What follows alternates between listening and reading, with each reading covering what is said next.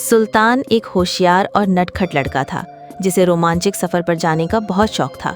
اسے پرانی اور رہسمی چیزیں ڈھونڈنا بہت پسند تھا۔ ایک دن اس کی نانی نے اسے ایک پرانی کتاب دی جس میں ایک غار کا ذکر تھا۔ کہا جاتا تھا کہ وہاں ایک جادوئی چراغ چھپا ہوا ہے۔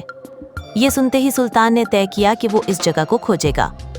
کئی گھنٹوں کی کھوج بین کے بعد جب وہ ایک سنسان اور اندھیرے غار میں پہنچا، وہاں مکڑی کے جالے اور پراسرار خاموشی چھائی ہوئی تھی۔ تبھی اس کی نظر ایک پرانی زنگ لگے چراغ پر پڑی۔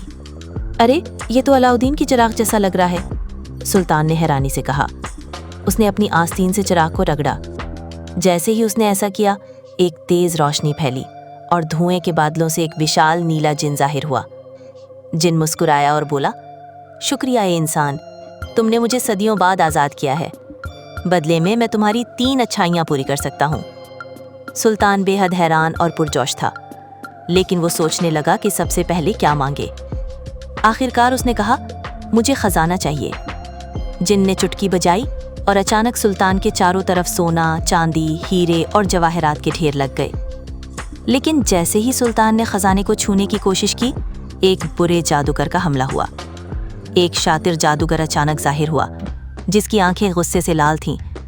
یہ چراغ میرا ہے، تم اسے نہیں لے جا سکتے۔